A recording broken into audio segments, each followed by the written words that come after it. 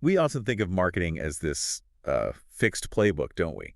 But it's really more of a constant reaction to how all of you are behaving, how trends shift. Exactly, it's dynamic. So today, we're doing a deep dive into how one product, Fleischmann's yeast, completely rewrote its marketing story just to stay relevant.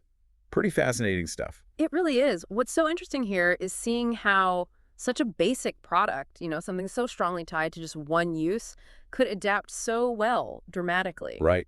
Just by understanding those shifts in what consumers actually needed and wanted at the time. I mean, for decades, Fleischmann's yeast meant one thing, didn't it? Oh, yeah. The smell of fresh bread baking at home. It was the essential ingredient. Totally. But then, as the early 20th century rolled along, how we got our bread started changing. More people heading to the bakery, grabbing a loaf from the store. Which meant, well, a direct hit to the demand for home baking staples like yeast. A real problem for them. Yeah, its core market was shrinking fast. And recognizing this challenge, the producers knew they needed some help. That's where the J. Walter Thompson Advertising Agency steps in. Okay.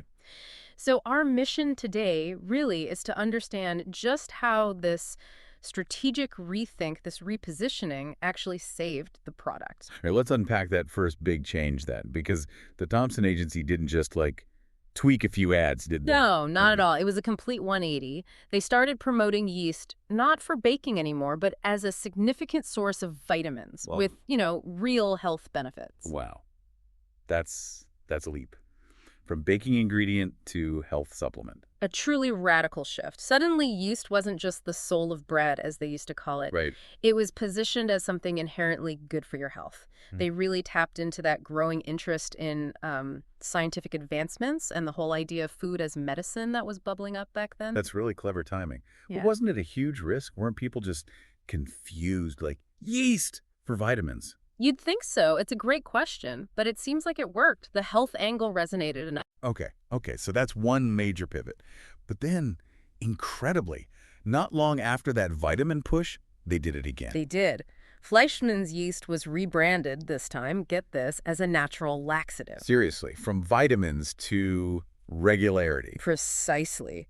The agency showed, remarkable creativity, maybe, identifying another common, often unspoken consumer health concern, digestive regularity, and framing yeast as the natural solution. It does make you wonder, though, were there people who just didn't buy into these new messages? I mean, it must have been tricky trying to appeal so broadly with such different claims. Oh, undoubtedly. That's always the challenge with broad marketing appeals, isn't it? Hitting the right notes for everyone, but clearly enough people responded positively.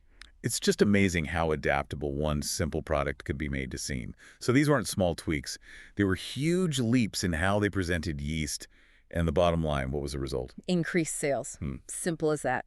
Yeah, by strategically tapping into these newly identified consumer needs and these perceived benefits vitamins, regularity, Fleischmann's yeast, didn't just survive the decline in home baking. It actually found entirely new markets and groups of consumers. So the big takeaway for you listening is really about the sheer power of adaptable marketing. Being flexible. It wasn't about stubbornly clinging to the original use case, the bread. It was about really understanding how consumer needs were changing and being nimble enough to meet them, even in really unexpected ways. Yeah, Fleischmann's yeast basically transformed itself from a simple baking staple into, a health product, all through some really insightful, maybe even audacious advertising. It really makes you think, doesn't it? It does, and maybe this is a thought for you to ponder. What other everyday products that you use have undergone similar, maybe less obvious marketing reinventions? Shifting their core purpose or how you perceive their benefits, perhaps in ways you haven't even consciously registered. That's a great question. Because the stories behind the products we use, they're constantly evolving, just like us.